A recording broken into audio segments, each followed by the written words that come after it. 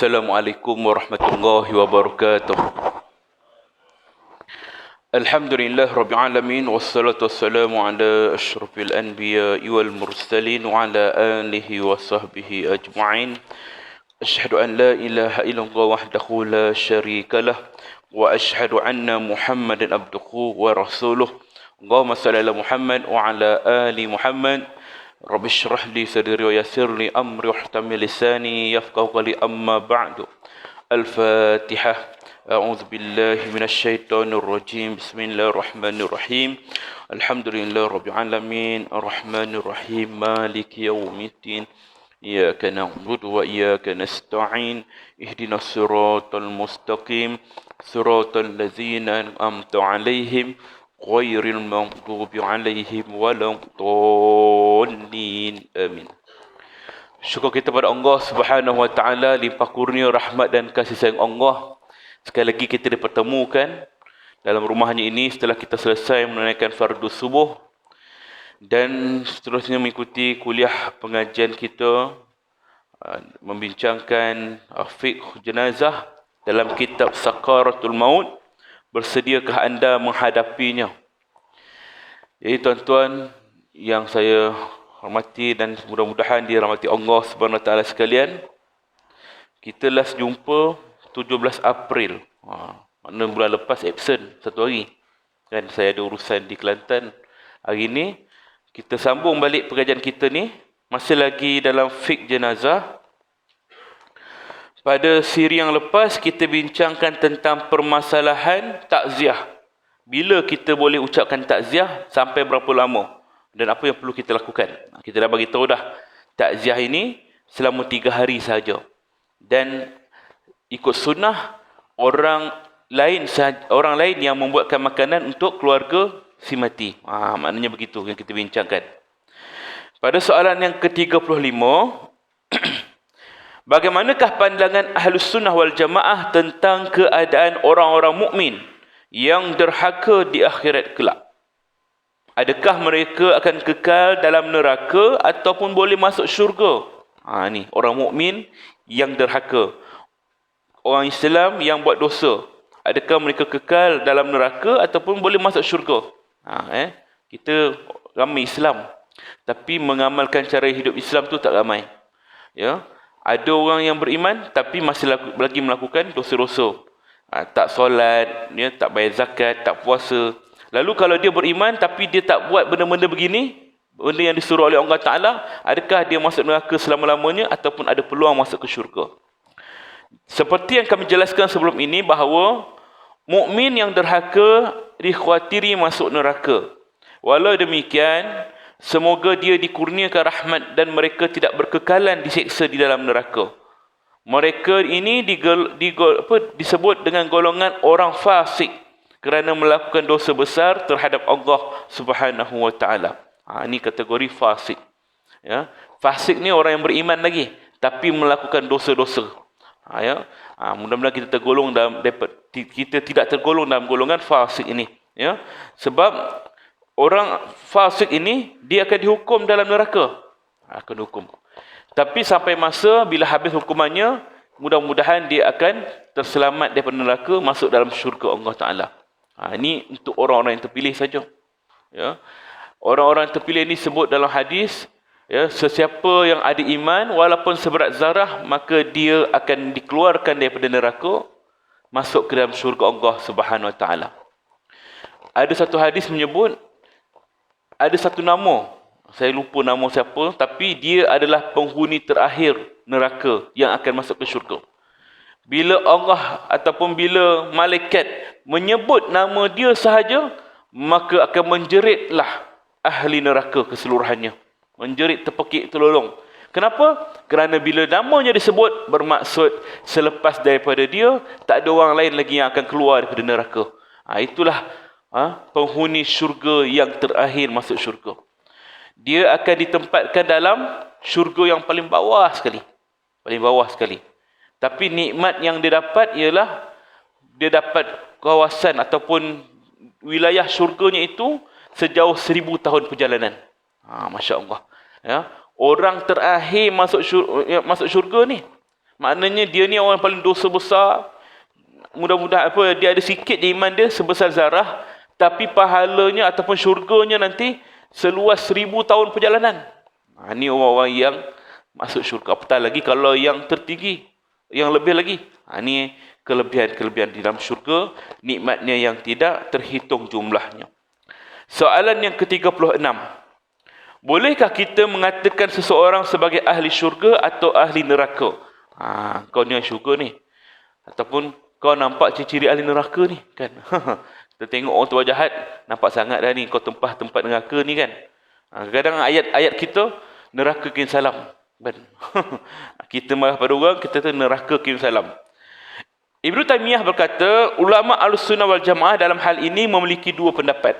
Pendapat pertama, kita tak boleh mengatakan bahawa seseorang itu termasuk ahli syurga kecuali jika Rasulullah SAW telah menyatakan demikian. Makna kata tak boleh kita katakan ni ahli syurga ni. Kecuali Nabi sendiri yang sebut.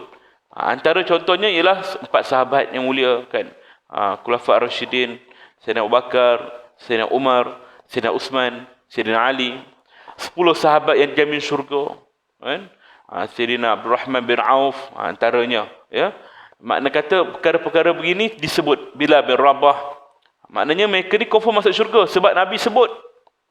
Adapun orang lain yang Nabi tak sebut namanya, terutamanya kita di zaman ini, kita tak boleh kata, oh, ni ahli syurga ni. Ini pendapat yang pertama. Makna kata tak boleh sebut. Pendapat yang kedua mengatakan, orang yang bertakwa, orang yang zuhud dan beramal soleh, di samping ramai orang yang mengakui demikian ke atas dirinya, maka kita boleh mengatakan bahawa dia termasuk ahli syurga. Dalilnya adalah sabda Nabi SAW, dia berhak masuk syurga, dia berhak masuk syurga. Kemudian baginda bersabda, kamu adalah saksi Allah di permukaan buminya. Riwayat Bukhari dan Muslim. Bermaksud bahawa kalau kita kenal orang tu memang orang alim, orang yang warak, orang yang zuhud, maka kita boleh katakan dia ni ahli syurga ni. InsyaAllah dia ahli syurga. Kerana apa?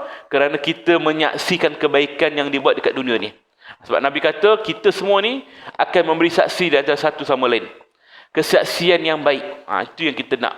Sebab itulah di antara hikmah, kenapa setelah kita solat jenazah, orang akan kata, apa kita nak saksikan pada si mati ni? Kita jawab, baik. Apa kita nak saksikan pada si mati ni? Baik kan? Kenapa? Kerana kita nak menjadi saksi yang baik-baik saja. Tak nak jadi saksi yang buruk kan? Janganlah dalam kalangan kita ni tiba-tiba kata, mana ada baik, dia lah paling jahat kat sini kan. Kita pula cakap macam tu waktu nak solat jenazah tu. Sebab di akhirat nanti kita akan diberi kesaksian, memberi kesaksian. Ya Allah, memang sepanjang aku kenal dia ni memang dia baik. Macam itulah dia. Sebab itulah kita digalakkan untuk menonjolkan diri kita yang baik. Memang kita ada dosa-dosa kita. Dan dosa-dosa ini adalah aib kita. Jangan kita dedahkan pada orang ramai. Orang lain. Orang ramai ke siapa je. Kalau dah Allah tutup tu, kita tutup lah. Tak payah bangga. Kadang setengah orang ni dia dah berubah. Dah bertaubat. Tapi bila dia tengok budak-budak muda yang lain daripada dia yang buat dosanya lama-lama, dia pun bangga. Aku dulu waktu muda dulu, lebih teruk daripada tu aku buat dah. Kan? Dia seronok kan. Apa benda jahat yang aku tak buat, bunuh orang je aku tak buat lagi. Maknanya dia bangga dengan keburukan, keaiban, kejahatan dia dulu. Maka hal ini tidak termasuk dalam hal orang-orang yang bertaubat. Sebab syarat taubat tu ialah pertama dia bertaubat sesungguh. Taubat nasuha. Kedua, dia azam dalam hatinya takkan mengulangi dosa ataupun kesilapan dia tu. Azam dia. Ketiga, dia membenci perbuatannya itu. Seumpama macam kalau disebut, dia rasa macam benci sangat, tak nak dengar langsung. Tapi bagaimana pula kalau orang yang bangga dengan cerita lama-lama dia dulu. Aku masa zaman jahil dulu. Itu cerita lama tak payah sebut lah. Sayyidina Umar sendiri pun tak suka orang sebut cerita zaman jahil dia dulu. Kan? Kita pula pergi bangga-bangga kan. Maka sebab itulah kita ni perlu menunjukkan kebaikan kita pada orang ramai supaya orang nampak kebaikan kita dan menjadi saksi baik pada kita. Yang aib tu biar Allah Ta'ala saja yang tahu, yang hitung kita. Kan? Tak payah kita tunjuk ke orang yang buruk. Ya? Sebab itulah dosa-dosa yang dikira sebagai yang dihukum sebagai hudud. Contohnya dosa berzina. Kan? Dosa hukum hudud yang mana hak Allah, potong tangan dan sebagainya. Kalau kita bincang tentang hudud ni, ialah pelaksanaan hukuman bagi kesalahan yang paling jahat, paling berat. Kenapa? Mereka yang nak dijatuhkan hukuman hudud, wajib didatangi 4 orang saksi yang adil, yang melihat dengan mata mereka sendiri, baru boleh jatuh hukum. Kalau kita fikir logik akal, orang yang buat maksiat, orang yang berzina, takkan dia nak buat terang-terang depan orang ramai sampai disaksikan 4 orang saksi yang adil. Dan 4 orang saksi yang adil ni pula, dia mesti nampak dengan jelas berlakunya kemasukan antara lelaki dan perempuan tu. Maknanya dari sudut pergaulan tu, nampak jelas, baru boleh sabit hukum hudud. Sama ada kena sebat ataupun kena rejam sampai mati. Jadi kalau kita fikir logik akal, ada ke orang yang sanggup buat dedah macam tu depan orang ramai?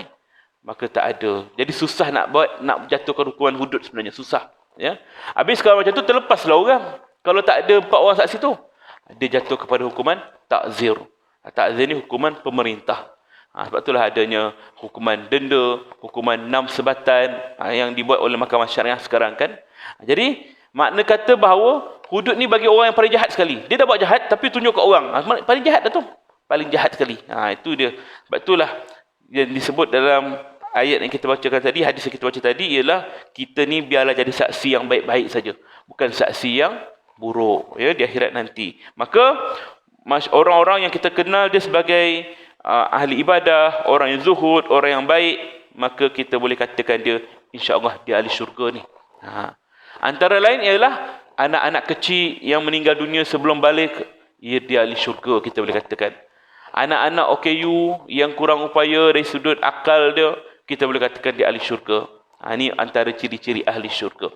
Orang-orang yang mati syahid, apa saja syahid, sama syahid akhirat ataupun syahid dunia akhirat, maka dia pun digelar sebagai ahli syurga insya-Allah. Kita boleh katakan demikian. Ataupun kita nampak tanda-tanda husnul khotimah pada kematian seseorang. Dia meninggal sebab ucap la ilaha illallah, kita katakan insya-Allah dia ni ahli syurga. Nampak tanda-tanda baik, itu boleh ya. Tetapi tidak boleh mengatakan seseorang sebagai ahli neraka. Tak boleh pula. Syurga boleh, tapi kita kata kau ni orang neraka ni, tak boleh. Melainkan terhadap orang-orang yang telah dinyatakan oleh Allah Subhanahu wa taala dan Rasulnya bahawa mereka termasuk ahli neraka, seperti Abu Lahab dan lain-lainnya. Abu Lahab memang Allah sebut dia. Kan dalam Quran pun surah Al-Hab tu kan disebut tentang Abu Lahab dan isterinya. Lagi tentang orang-orang kafir. Makna kata kita boleh katakan dia ahli neraka secara umum. Orang kafir tempatnya neraka. Boleh disebut secara umum. Tapi secara individu tak boleh. Kita ada jiran kita, Chong, kita kata, ni bakal neraka ni. Ahli neraka ni. Tak boleh kata macam tu. Walaupun dia memang dia ni orang kafir. Kita tak boleh katakan dia ahli neraka. Sebab tak ada siapa tahu penghujung nasib dia macam mana. Tak tahu. Sebab tu dia nak meninggal, dia sempat bertaubat ke, dia sempat mengucap ke. Ini semua rahsia Allah Ta'ala. Dan tak boleh kita katakan pada orang kafir yang dah mati pun. Yang dah mati kita nampak dia ni diusung ke kuil dia, kemudian dibakar, kesian dia masuk neraka dia. Tak boleh kan. Kita tak boleh kata demikian. Sebab kita tak tahu bagaimana kehidupan dia waktu penghujung. Tak tahu. Kan? Maka itu termasuk dalam rahsia Allah Ta'ala. Tapi secara umum kita boleh katakan orang kafir tempatnya di neraka. Itu boleh. Secara individu, spesifik, tak boleh. Tidak dibenarkan mengatakan seseorang sebagai ahli neraka selain yang telah dinyatakan oleh Allah Ta'ala dan Rasulnya. Itu yang perlu kita faham dari sudut nak menentukan orang tu ahli neraka ataupun tidak. Ya, wallahu alam. Habis 36 soalan yang kita bincangkan dalam bab ini. Baik, ada persoalan untuk kita bahaskan berkaitan dengan fiqh jenazah ini? Ada? Baik, tuan-tuan ya. Sekarang kita masuk kepada bahagian menjelang sakaratul maut tiba. Menjelang sakaratul maut tiba. Sakaratul maut dari segi bahasa, sakarat itu mabuk. Maut tu kematian. Sakaratul maut, mabuk di ambang kematian. Kenapa digelar sakaratul maut? Kerana seseorang yang nak meninggal dunia dalam keadaan nazak, dia akan mengalami mabuk yang dahsyat. Orang mabuk ni dia tak reti beza mana baik mana buruk. Mana dosa, mana pahala, hitam, putih, kanan, kiri, semua dia tak reti beza. Maka dia perlu dibimbing. Perlu dibimbing. Tak boleh kita biarkan dia saja. Macam mana orang mabuk minum arak, kita kena angkat dia, bawa dia. Dia tak boleh bawa kereta. Kita perlu bimbing dia. Ini orang mabuk. Dia tak boleh, akal dia tak boleh fikir dengan waras. Orang yang mabuk ketika nak mati pun, dia tak boleh fikir secara waras. Sebab itulah dia lupa siapa dirinya, dia lupa keluarganya. Yang paling dahsyat, dia lupa Allah Ta'ala. Lupa. Sebab itulah bila sebut La ilaha illallah, dia macam blur kata. Oh, benda ni kan. Orang yang beriman, dia akan dapat sebut La ilaha illallah. Sebab itulah kita ni diajar untuk mentalkinkan kalimah La ilaha illallah kepada orang yang sedang sakaratul maut. Lakinu mautakum la ilaha illallah. Talkinkan kalimah la ilaha illallah kepada orang yang hampir nak mati ni. Man akhiru kalamuhu la ilaha illallah dakhala al-jannah. Barang siapa akhir kalamnya dia sempat ucap kalimah la ilaha illallah, masuklah dia ke dalam syurga Allah Subhanahu wa taala. Ini kalimah ni kita nak. Kan? Sakaratul maut dalam pandangan ulama salaf merupakan masa-masa yang pasti kita semua lalui. Fasa yang kita akan lalui sebelum mati. Semua pasti mati. Semua pasti mengalami detik sakaratul maut. Semua pasti melalui masa-masa yang amat menggerunkan ini. Demi Allah, semua kita pasti mengalaminya dan merasainya. Sakaratul maut telah dirasai oleh para raja-raja yang terdahulu. Rakyat-rakyat jelata, orang-orang kaya, orang-orang miskin, seluruh umat sudah mengalaminya dan merasakan kematian yang sebelum kita ni. Semua peringkat, semua merasainya. Ya. Allah SWT berfirman, wa kam ahlakna qablahum min qarnin hal tuhissu minhum min ahadun au tasma'u lahum rikza. Dan berapa banyak yang telah kami matikan umat-umat sebelum mereka. Adakah sekarang ni kamu melihat seorang daripada mereka, atau kamu dengar suara mereka yang samar-samar? Surah Maryam ayat 98. Maknanya kata kita dulu ada orang-orang terdahulu sebelum kita, nenek moyang kita. Dulu kita bersama mereka, tapi sekarang mereka kat mana? Ada tak kita nampak dia? Tak nampak. Adakah kita dengar suara mereka lagi? Tak dengar. Itulah yang akan berlaku pada kita juga. Hari ini kita duduk berjemaah. Ya? Akan datang, generasi akan datang pula yang akan memimpin jemaah sini. Duduk bersama, iktikaf, duduk hadir kuliah, orang lain pula.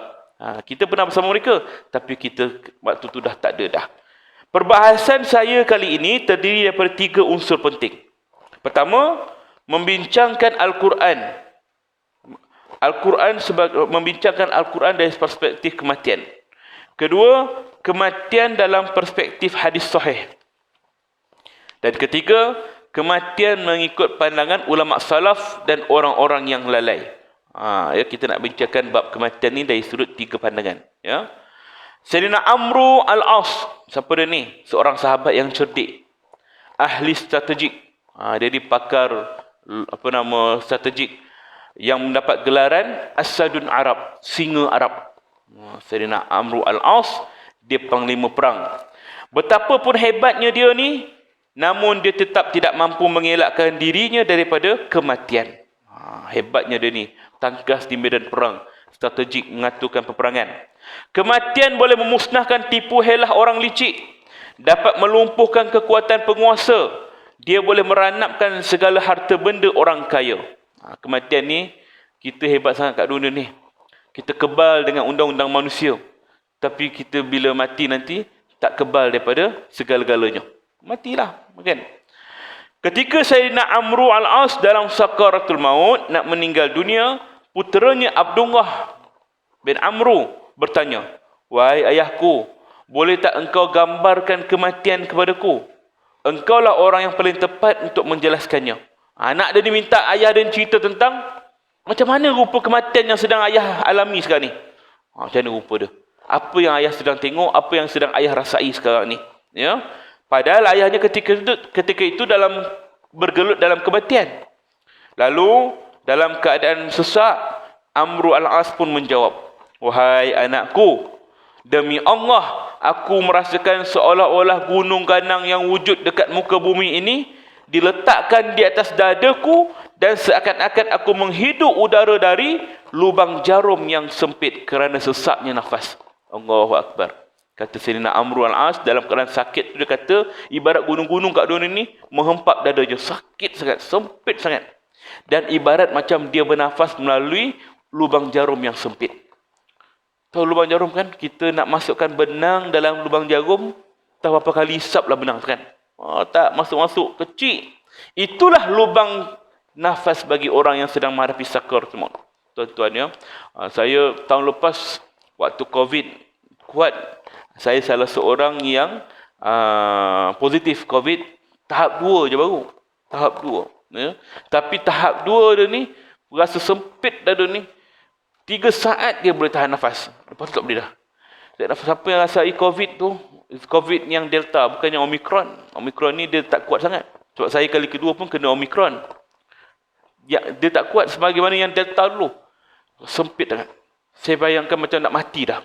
Kan? 3 saat dia boleh tahan nafas. Lepas tu macam kita mengah kan.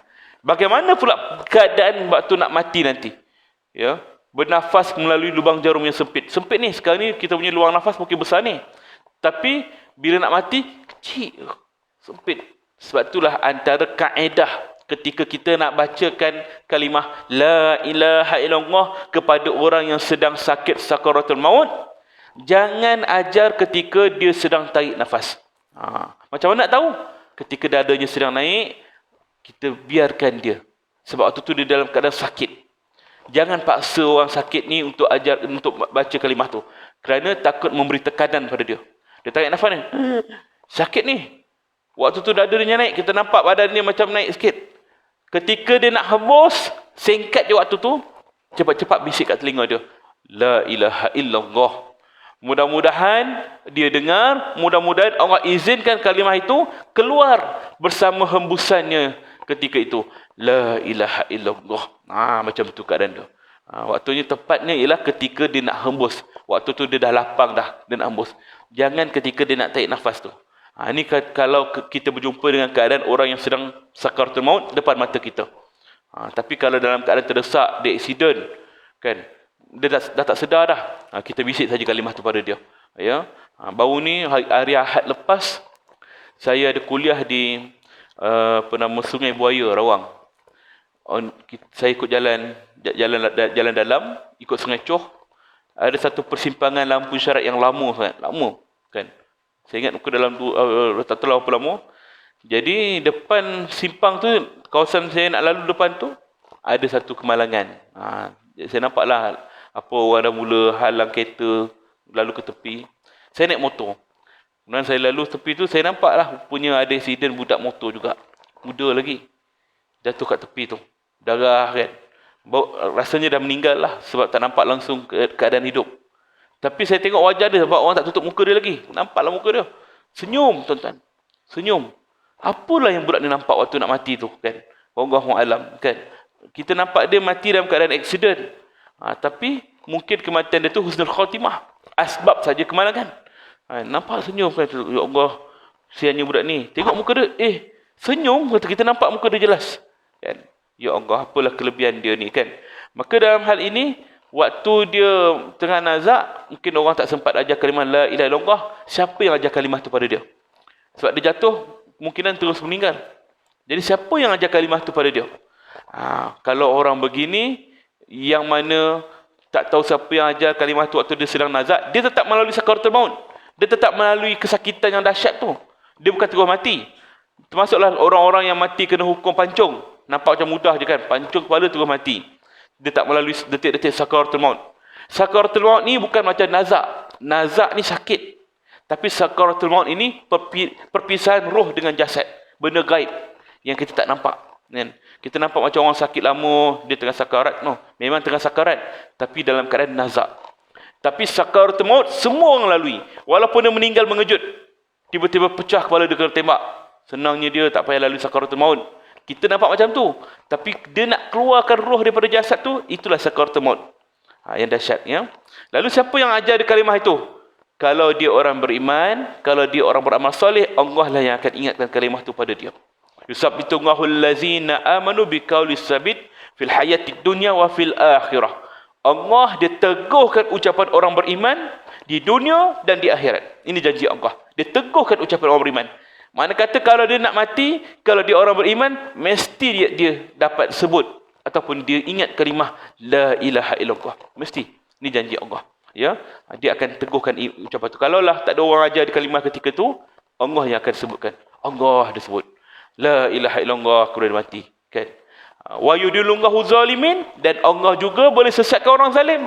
Orang yang buat maksiat, orang yang berdosa, orang yang buat perkara-perkara yang Allah larang, ketika dia nak mati, walaupun keliling dia ramai orang ucap la ilaha illallah, orang ajar di kalimah tu, kalau Allah tak izinkan kerana dosanya, dia tetap tak akan dapat sebut kalimah tu.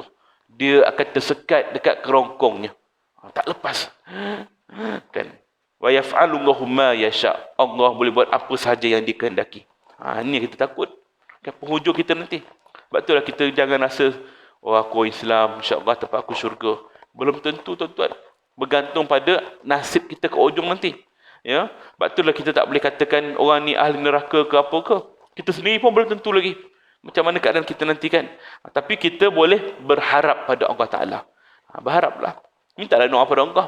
Ya Allah, masukkanlah aku ke dalam syurga-Mu, syurga yang tertinggi. Minta tu yang tinggi. Syurga yang tertinggi, yang didiami oleh para nabi, para rasul, para siddiqin, para syuhada, orang-orang soleh. Kita minta, tuan-tuan.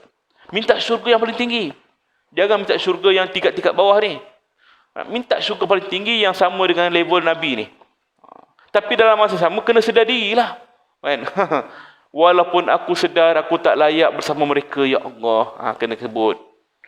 Aku ini seumpama debu je di kaki mereka, ya Allah. Maknanya amal kita ni dengan amal para wali, para nabi semua ni, umpama debu je di kaki mereka ni. Maknanya kecilnya amal kita ni berbanding dengan mereka. Tapi sesungguhnya, ya Rab, aku mengharapkan gedung rahmat-Mu. La taqnatu min rahmatillah. Jangan kamu putus asa daripada rahmat Allah. Rahmat Allah ni luas. Maka kita ni ada peluang, kesempatan untuk berdoa, mintalah. Minta yang paling hebat, yang paling bagus. Kan? Jangan minta sekadar minta, ya Allah, masukkan aku ke dalam syurga, ya Allah. Maka syurga yang kita dapat tu, mungkin syurga yang level-level rendah. Minta terus syurga yang paling tinggi. Terpulang pada Allah lah nak bagi kita ke tidak. Tapi kita sebagai hamba-Nya, kita minta. Kata orang, dapat tak dapat tu lain cerita lah. Yang penting kita ada usaha minta. Maknanya tak ada hajat kita. Kan? Baik.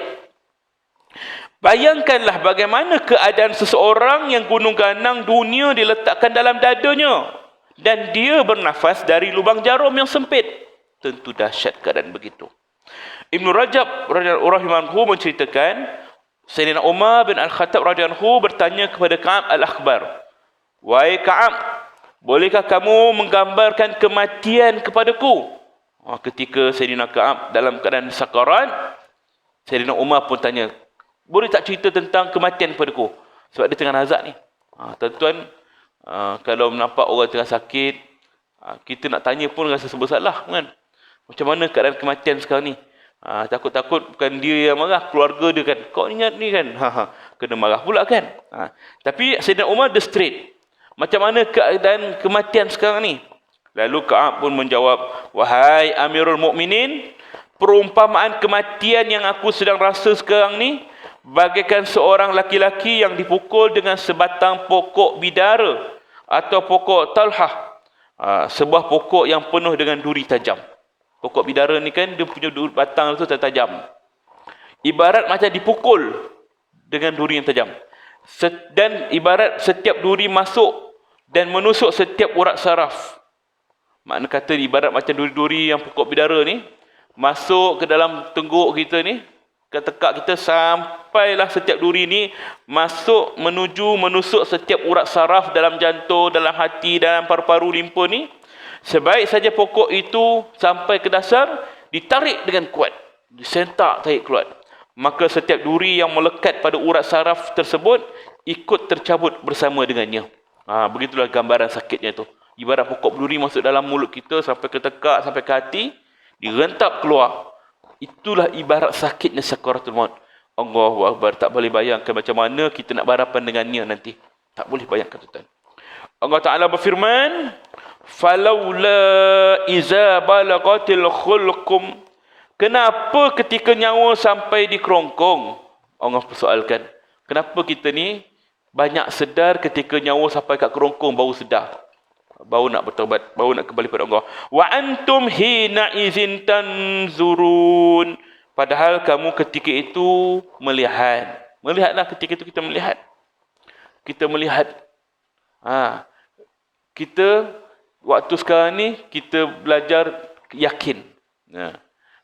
Yakin, ilmu yakin, ya. Ainul yakin, hakul yakin. 3 perkara peringkat yakin. Ilmu yakin ialah ilmu yang sekarang ni yang kita sedang belajar ni.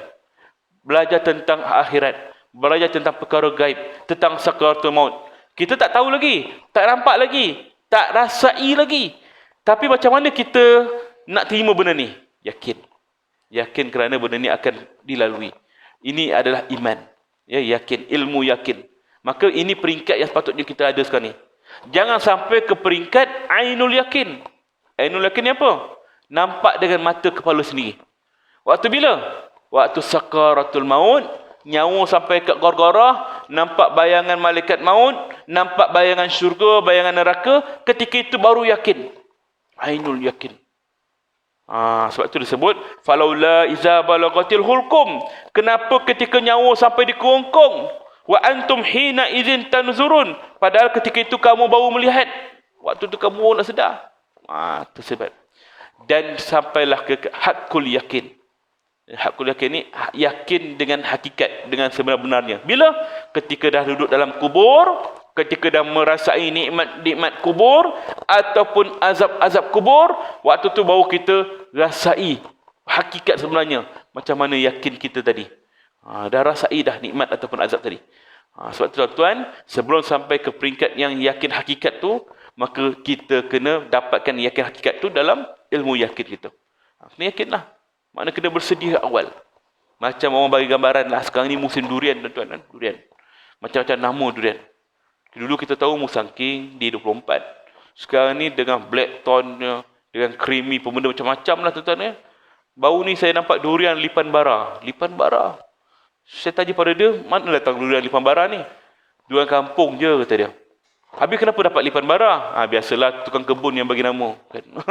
Macam-macam nama pelik-pelik kan. Jadi kita nampak pelik-pelik, kita pun rasa nak belilah. Kalau sebut durian kampung, macam, alah, leceh lah kan. Tapi kalau tukar nama sikit, brand sikit aja, tu orang nak beli kan. Ni strategi marketing lah. Kita sebut tentang durian. Wih, durian ni sedap lah. Macam mana? Orang cerita tentang durian tu. Kuningnya lah, usi dia gebu lah. Biji dia kecil je. Kita dengar, oh, dia dah makan dah. Kita yakin. Itu ilmu yakin. Bila dia datang kepada kita, nak tengok tak macam mana rupa durian tu? Ni dia. Betul lah durian tu. Nampak gebu, kuning. Maknanya ilmu ialah peringkat ainul yakin. Yakin dengan mata kita. Nampak dah? Bahasa sikit, makan. Bila makan, rasa ya Allah sedapnya, lemak dia, manis dia. Itulah hakul yakin. Dah rasai dengan hakikat. Makna kata, itu dari sudut makanan, durian kan. Jadi dari sudut kematian, kita jangan sampai ke hakul yakin, jangan sampai ke ainul yakin, baru nak yakin tentang perkara ni. Dia yakin daripada sekarang ni. Bila kita dah yakin, kena buat dengan tindakan dah. Jangan terima saja. Jangan rasa macam, okey, aku percaya benda ni berlaku. Tapi tindakan tak ada. Amal kita tak bertambah. Taubat kita tak ada. Ini rugilah. Ya. Maka orang begini yang perlu kita berhati-hati. Wa nahnu aqrabu ilaihi minkum walakin la tubsirun. Kami lebih dekat kepadanya daripada kamu. Makna kata, kami lebih dekat daripadanya kepada kamu ialah kita, nyawa kita ni sangat dekat. Dalam genggaman Allah Ta'ala saja. Bila-bila masa saja Allah boleh ambil. Dekat sangat kematian ni dengan kita. Tapi kita tak melihat kematian tu macam dekat. Kita rasa macam jauh sangat. Padahal kami, kata Allah Ta'ala, lebih dekat kepadanya daripada kamu. Merujuk kepada kematian tadi. Dekat sangat. Tapi kita rasa macam jauh lagi. Macam umur kita boleh sampai 70-80 macam orang lain. Berapa ramai yang tak sampai umur warga emas. Falaula in kuntum ghairu madinin. Tetapi kamu tidak melihat. Mengapakah kamu tidak mengembalikan nyawa itu kepada tempatnya? Kenapa kita tak sedar sebelum mati? Kita kena fikir, ingat mati sebelum mati. Itu satu benda. Dan cara kita nak mengubat mati hati kita yang mati ni ialah dengan melihat kematian orang lain. Sebab tu saya buat NGO saya, skuad pengurusan jenazah Malaysia ni tuan-tuan. Bila saya bersama dengan anak buah saya selalu nasihat pada dia, kita ni bukan hanya menguruskan orang mati, tetapi hakikatnya ialah menguruskan hati kita yang mati. Bila tengok kematian tu kita kena sedarlah, besok pun kita akan diuruskan juga, kan? Inilah yang disebut tentang kamu tidak melihat mengapa kamu tidak mengembalikan nyawa itu. Makna kata kamu tak melihat lagi tentang kematian itu. Tapi kenapa nak tunggu waktu dah mati tu baru nak kamu kembalikan nyawa? Maknanya kembalikan, maknanya berubah, bertaubat. Jangan sampai bila dah nampak dengan mata kepala sendiri, bila kita dah merasai datang kematian, baru rasa macam nak kembalikan balik nyawa. Ya Allah, kembalikan aku, ya Allah. Aku nak berubah. Jangan sampai tahap begitu. Ya. Tarji'unaha in kuntum sadiqin. Jika kamu adalah orang-orang yang benar, maka kalau kita memang dah beriman, kita yakin Allah Ta'ala Tuhan kita, Nabi Muhammad Nabi kita ni orang yang benar, maka kenapa kamu tidak memberi kebenaran itu daripada awal, sebelum mati? Surah Al-Waqi'ah ayat 83 hingga 87. Sakaratul maut merupakan sebuah pertarungan dahsyat. Allah Azza wa Jalla telah menetapkan kematian ke atas seluruh makhluknya yang hidup. Allah berfirman, kullu man 'alaiha fan.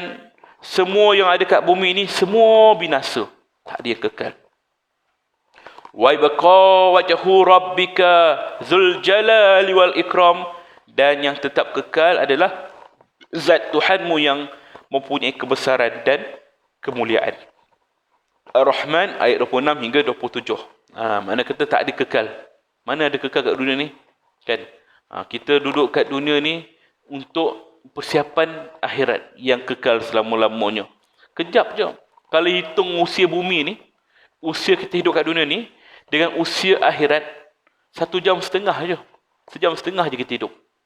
Sebab perumpamaan 1 hari akhirat 1000 tahun dunia.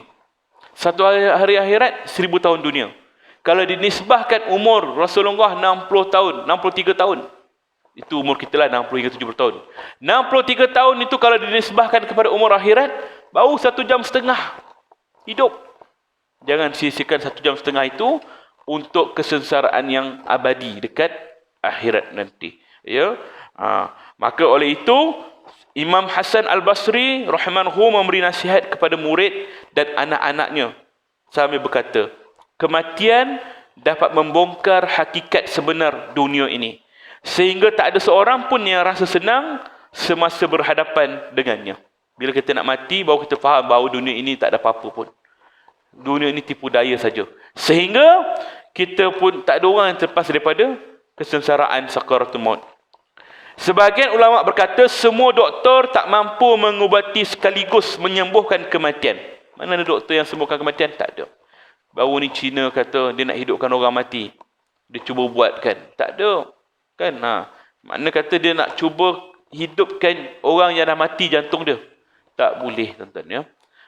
Fir'aun kata dia nak awet mayat dia. Dia awet mayat dia, katanya nanti satu hari nanti dia akan dibangunkan balik, dihidupkan balik. Dia yakin boleh hidup balik. Sampai sekarang mana ada? Tak ada.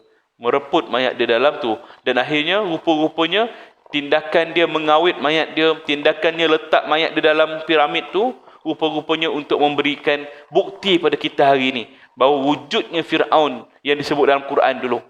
Itu hikmah dia. Kan kita rasa macam Fir'aun ni dia yakin sangat dia boleh hidup. Rupanya itulah hikmah terbesar. Kita boleh jadikan dia sebagai bukti bahawa apa yang Nabi sebut dulu, apa yang dalam Quran sebut tentang Fir'aun, ni dia bukti dia. Ada kan. Banyak tanda-tanda yang kita melihat tentang apa yang disebut dalam Quran, ya. Sebagian ulama berkata ramai orang yang menziarahi orang sakit, malangnya orang yang melawat mati, dan demikian pula orang yang sakit juga pasti mati. Kita tengok orang sakit, rasa macam doktor kata macam mana? Doktor kata macam lepas cabut mesin ni mungkin tak lama dah hayat dia. Kan? Kita fikir bersedialah, panggil anak-anak semua kat kampung, balik kampung. Kita fikir macam tu. Tahu-tahu yang bercakap tu yang meninggal dulu. Kan? Banyak jadi macam tu ya. Sampai orang keliru. Bukan ayah dia ke sakit? Kan? Ayah dia dah sakit. Tapi yang meninggal anak dia. Maknanya benda begini, benda yang tak dapat kita ramal. Ya? Dalam biografi Rabi bin Kaisam menceritakan bahawa ketika dia sedang sakit keras, Ramai orang berkata padanya, maukah kamu jika kami jemput seorang doktor untuk merawatmu? Dia menjawab, aku dah fikirkan hal itu dah dan ingin memanggil seorang doktor. Namun ternyata doktor dan orang yang sakit pasti akan mengalami kematian. Ini orang-orang yang dia fikir dah waktunya dah sampai. Kadang-kadang kita ni tak dapat terima hakikat. Doktor kata tak ada harapan dah. Panggil doktor yang paling terbaik. Saya boleh bayarlah berapa pun. Yang penting boleh selamatkan mak saya. Contoh kan. Dah tak ada harapan dah. Doktor yang merawat tu pun akan mati. Yang sakit tu pun akan mati. Tak ada yang kekal. Kan? Kalaulah dengan kepakaran manusia, dengan duit yang banyak, harta yang banyak, kedudukan yang tinggi, itu boleh menjamin seseorang itu hidup lama. Tentulah kita tengok pemerintah-pemerintah kita dahulu, ya, raja-raja kita dahulu masih hidup sampai sekarang, tapi tetap mati. Ya, tentulah kita melihat dahulu orang-orang yang lanjut usianya ni dia boleh panjang lagi usianya. Contoh macam kita tengoklah Queen Elizabeth, umur dah dekat 100 lebih dah kan. Sampai sekarang hidup lagi kan. Mati tak dia? Mati nanti. Walaupun dia mempunyai barisan doktor-doktor pakar, dekat istana je pun ada ruang hospital khusus untuk dia. Dia boleh perintahkan siapa-siapa saja, dia punya jajahan dia besar. Tapi sampai masa dia tetap mati juga. Hebat macam mana pun manusia tak dapat nak elakkan perkara begitu. Sungguh luar biasa. Kaum Ad ni bangsa yang besar, yang tinggi. Buat rumah daripada gunung ganang. Kaum Samud, mereka adalah bangsa yang pandai dalam membuat rawatan. Namun kenyataannya doktor dan orang yang sakit tetap mati. Demikian pula orang yang melawat dan orang yang dilawat juga tetap mati. Makna kata, siapa saja yang paling hebat dalam rawatan pun tetap akan mati. Kita rasa macam zaman sekarang ni, kita ada perubatan medik, perubatan moden. Makan ubat ni, makan tu, rawatan-rawatan ni. Kita macam fikir inilah rawatan terbaik. Sebenarnya rawatan ni luas tuan-tuan. Kaum Ad, cara rawatan dia berbeza. Cara tradisional. Semalam saya kuliah di Keramat Permai, Surah Al-Tifaq. Ada satu orang tu, dia kata, dia dulu, isteri dia ni, Bell palsy, macam singit sebelah. Lama, 20 tahun kata dia. Cuba macam-macam ubat doktor. Macam-macam kata dia. Ustaz, kata. Tapi, dia kata satu hari tu, dia bawa isteri dia ni rawatan Allah Selamat. Dia buat apa ni, rawatan yang kita tengok dekat kedai-kedai tu, Serajem ke apa kata dia, baring kat katil tu kan. Dia kata dia cuba 5 bulan aja. Lepas tu dia hantar isteri dia kat situ kan, perawatan Serajem tu percuma. Ni bukan nak promote tak, tapi nak bagi tahu bahawa ni kaedah dia. Dia kata dia beli sebuah, 5 bulan isteri dia elok sakit dia, sembuh. 20 tahun menderita tapi elok. Ni kaedah, bukannya perubatan moden. Maknanya rawatan ni pelbagai cara ikhtiar. Ada seorang lagi tu pula dia kongsi kat saya, dia kata dulu dia ada masalah buah pinggang kronik, kencing manis. Lepas tu kawan dia kata dia ada masalah apa? Insomnia, tak boleh tidur malam. Dia tunjuk tangan dia. Guna rawatan Korea Acupuncture. Korea Acupuncture ni guna tangan dia. Saya google lah benda Korea Acupuncture ni. Punya rawatan titik kat tangan. Biasa titik kat kaki. Dia kata, okey, awak selalu tidur pukul apa? Entahlah susah nak tidur, kata dia. Nak tidur pukul apa? Pukul 11 malam. Dia titik lah, titik. Kata dia malam tu pukul 11 tepat dia rasa ngantuk dah. Nak tidur. Makna kata ini cara kaedah yang berbeza. Sebab itulah tak semua benda yang kat dunia ni kita boleh mahir keseluruhannya. Kadang-kadang kita kena guna juga kaedah-kaedah lain. Ikhtiar. Macam-macam cara lah, macam-macam cara kan. Kadang kita kata, alah, doktor tahulah cara dia. Kadang-kadang doktor tak jumpa jalan dia. Kita ikhtiar cara lain. Tak payah kata doktor, orang yang pakar dalam bab-bab lain pun, contohnya telefon saya ni tuan-tuan, 3-4 hari lepas dia jam. Saya kalau tak ada telefon sehari, jam segala operasi saya. Kan sebab segala-galanya handphone ni. 1 hari tak ada. Saya cuba, dia tak hidup. Kan apa sal ni kan. Kemudian saya pergi kat kedai, kata orang ni kedai ni terbaik, pakar dalam baiki handphone. Hantar kat dia. Dia kata pukul 6 petang nanti ambil. Sampai pukul 6 dia telefon. Dia kata telefon ni tak boleh lah. Kata dia. Ini kena hantar dekat kilang balik. Kena format kata dia. Habis hilanglah dokumen-dokumen saya dalam ni. Gambar-gambar. Terpaksa lah. Tak apalah jangan buat lagi. Saya pergi ambil balik. Saya ambil balik. Saya kata memang tak boleh apa. Tak boleh lah. Sama ada beli baru ataupun format balik. Kata dia. Lalu saya pun balik. Kawan saya kata cuba kedai lain. Lepas tu malam tu saya pun charge je handphone ni. Tak menyala tapi charge je. Tengah malam pukul 1 pagi saya tersedar. Saya tengok handphone ni. Saya cuba on. Hidup pula. Kan? Kalau pergi kat dia tu hantar kat kilang habis format dah kan. Hidup pula. Mana kata kadang-kadang kita rasa macam dia ni dah pakar dah. Rupa-rupanya bukan dengan kepakaran dia tu boleh buat kan. Maknanya ada kaedah-kaedah lain. Rupanya habis bateri je pun. Kan? Habis bateri yang kosong memang tak boleh hidup. Dia kena charge yang lama. Kan? Ni kadang-kadang masalah teknologi kan. Jadi nak katakan bahawa kadang-kadang bila kita dah jumpa, kita dah cuba ikhtiar, tak jumpa jalan ni, terus stuck. Jangan terus berhenti. Tak apalah, ikut je lah apa yang doktor kata. Cuba cari ikhtiar lain. Pandangan kedua, pandangan ketiga. Sebab itulah kalau kita pergi ke hospital, doktor kata ni kena buat apa-apa je lah kaedah-kaedah yang doktor kata. Kita katakan, okey doktor, tunggu dulu, bagi kami masa. Kami nak cuba ikhtiar cara lain. Tuan-tuan ya. Sebab bumi Allah ni luas. Banyak ilmu-ilmu yang kita masih belum jumpa, masih belum gali. Sebab itulah kita tengok macam tak logik, tapi rupanya cara ni yang baik. Termasuklah perubatan tradisional. Kata orang berubat dengan ruqyah dan sebagainya. Apalah orang sekarang ni perubatan moden. Tapi itu kaedah-kaedah. Kalau tidak, macam mana orang dulu-dulu nak dirawat? Dia bukan nyari teknologi moden. Tapi melalui kaedah-kaedah yang dia dah belajar. Kita tak mampu nak kuasai semua ilmu. Ya, baik.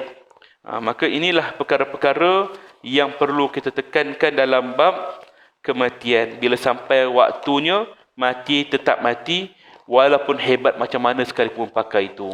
Wallahu a'lam bissawab, tuan-tuan. Itu yang dapat saya sampaikan pada pagi yang mulia ini. Ada persoalan sebelum kita tangguh? Ada? Tuan Haji?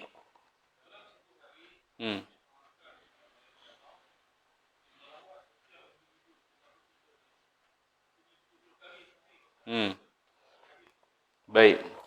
Memang betul kata hadis, malaikat melawat 70 kali sehari kita. Macam mana kaedah malaikat melawat? Allahu a'lam kan. Setiap seorang, bukannya kita kan. Ya. Dan Nabi pernah berkata, setiap kali malaikat maut datang, malaikat kata, aku hairan dengan umatmu Muhammad. Setiap kali aku datang, aku nampak mereka ni dalam keadaan ketawa gembira. Seolah-olah mereka lupa bahawa aku ni akan ambil nyawa mereka ni. Maka dalam keadaan 70 kali itu, ada ulama kata, bukanlah malaikat tu datang. Tapi Nabi nak suruh kita ni sentiasa ingat pada mati. Makna kata hikmah ada kepada situ. Namun ada yang kata bahawa memang betul lah malaikat melihat kita. Malaikat maut kan. Tapi dia menunggu masa saja bila kita nak dipanggil. Kan? Dia tak boleh cabut sesuka hati kan. Macam yang saya sebut sebelum ni lah. Kalau belum sampai waktunya, dia malaikat maut ni orang yang paling tepat amanah. Kalau Allah kata ambil, ambil je. Tak lambat sesaat, tak cepat sedetik. On time. Disebut kat mana, bagaimana, semuanya dah ditulis dalam kitab, dalam buku kita. Cara kita mati. Dalam kisah Nabi Sulaiman AS, dia kumpul ramai-ramai orang. Duduk dalam dia punya program. Tiba-tiba ada satu orang ni, dia duduk gelisah.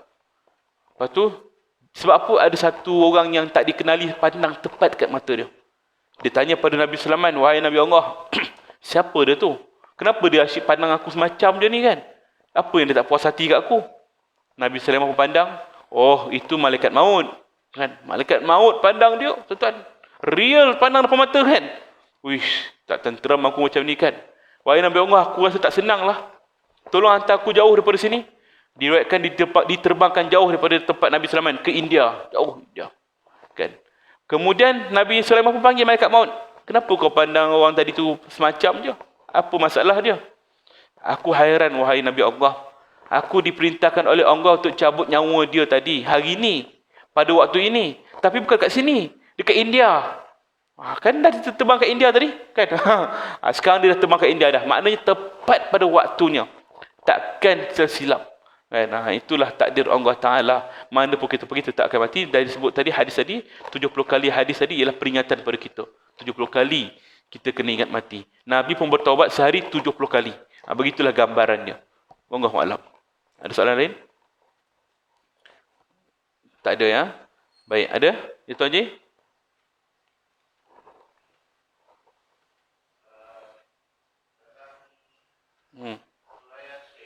Ya.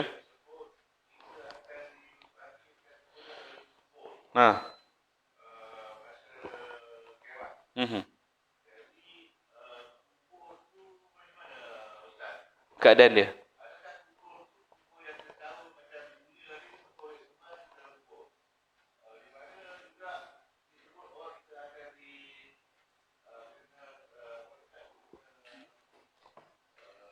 Soal.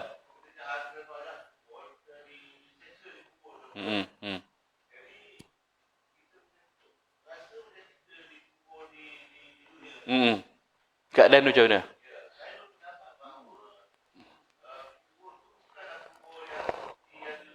Hmm.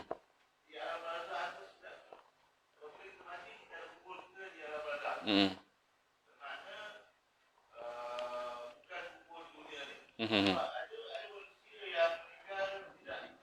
Hmm. Hmm. Hmm.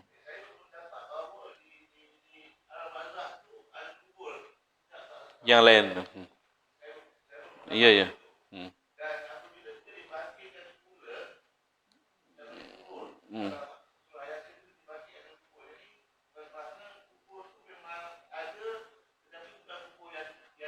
Ah, baik.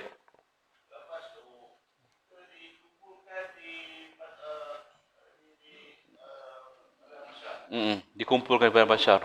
Hmm.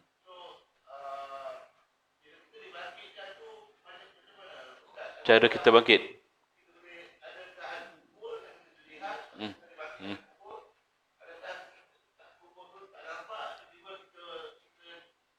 Sedar je. Ha. Baik, terima kasih pada soalan tu. Memang betul kadang-kadang kita fikir dalam surah Yasin tersebut orang manusia akan dibangkitkan daripada kubur. Setelah meninggal dunia, kiamat, maka dihidupkan kembali daripada keluar daripada kubur masing-masing. Maksud kubur kat sini ialah bukan kubur sebagaimana yang kita nampak sekarang ni. Lain. Alam barzah tu sendiri bukanlah alam kubur. Memang kita sebut alam kubur. Sebab kita nampak jenazah tu masuk dalam kubur, kita sebut alam kubur. Tapi hakikatnya dia alam yang asing bagi kita. Kalau kita bongkar balik kubur orang lama, sama je keadaan dia tulang. Tak ada beza pun. Syurga ke neraka ke gambaran tak nampak. Tapi dia di alam yang berbeza. Dia umpama macam kita ni menumpang pada jasad ni je, tumpang. Jasad ni kita tumpang je. Masa dalam kubur, di alam gaib, di alam barzah, kita ada dalam keadaan jasad yang lain. Maksudnya diri kita tapi dalam jasad yang sesuai dengan alam barzah. Ya.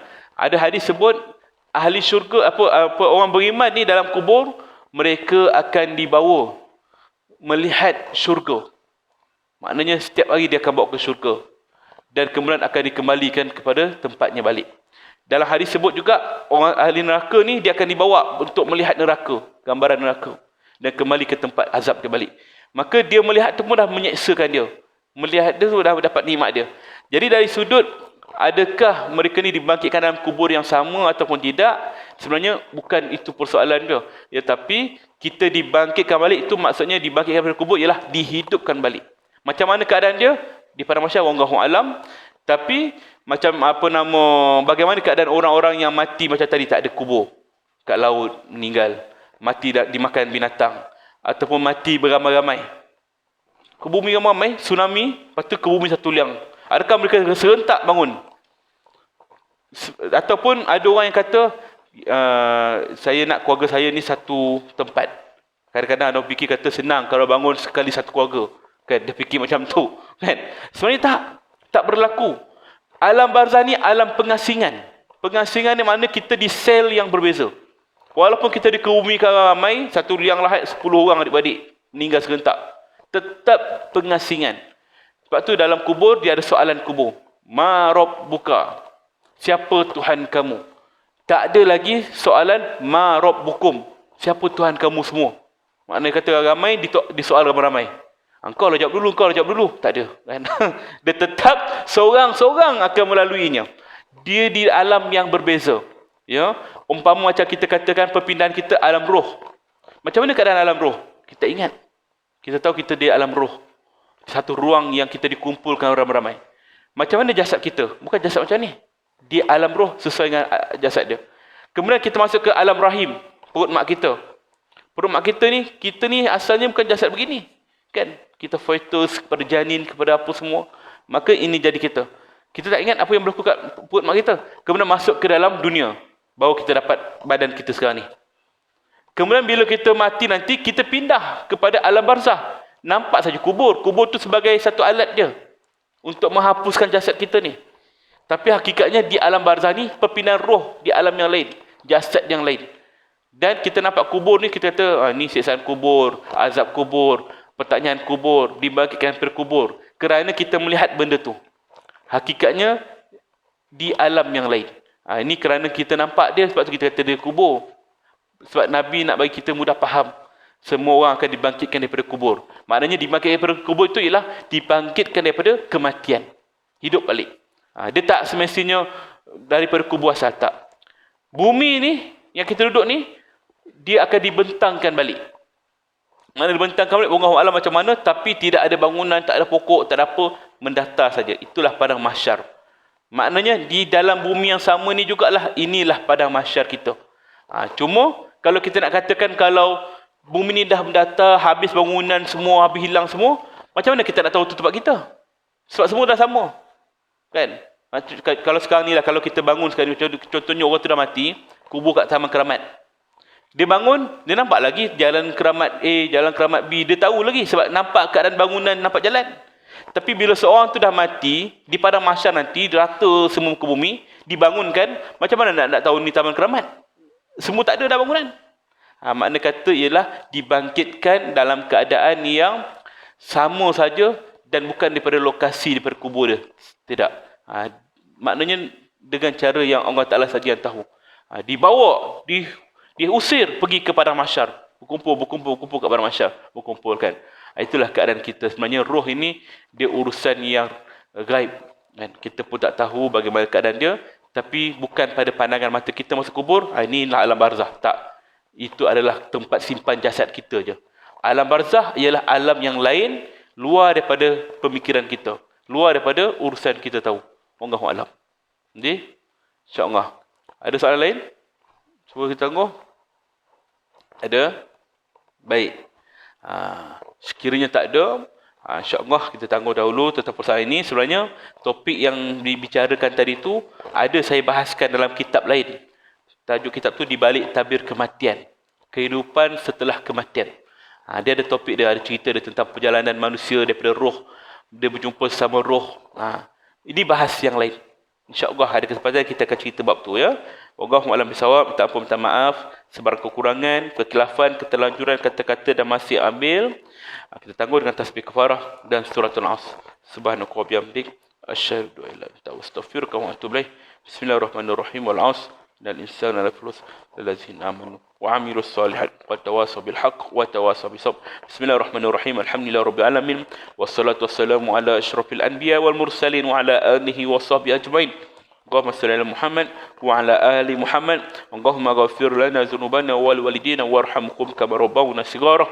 Allahumma inna nas'aluka ridhaka wal jannah wa na'udzubika min sakhatika wan nar. Ya Allah ya Rahmanir Rahim, kami mohon padamu ampunkan dosa-dosa kami ya Allah, dosa kedua orang tua kami ya Allah, dosa-dosa para guru kami ya Allah, dosa-dosa anak-anak dan pasangan hidup kami ya Allah, dosa-dosa seluruh muslimin muslimat, mukminin mukminat sama ada hidup ataupun telah meninggal dunia ya Allah. Ya Allah ya Rahmanir Rahim, tetapkanlah hati kami di jalan-Mu ya Allah. Jadikan kami dan keturunan kami orang-orang yang mendirikan solat pada jalan-Mu ya Allah, orang-orang yang solat pada waktunya ya Allah. Ya Allah, kami mohon padamu ya Allah, berkatilah rezeki kami ya Allah, kurniakanlah kami rezeki yang baik dan halal di sisi-Mu ya Allah. Ya Allah, kami mohon padamu, kurniakan kami husnul khatimah, jangan Kau beri kami su'ul khatimah. Akhirilah kalam kami dengan kalimah la ilaha illallah. Allahumma rabbana atina fid dunya hasanah wa fil akhirati hasanah wa qina azabannar. Subhana rabbika rabbil izzati amma yasifun. Wassalamu ala mursalin walhamdulillahi rabbil alamin. Takabbalallahu minkum. Assalamualaikum warahmatullahi wabarakatuh.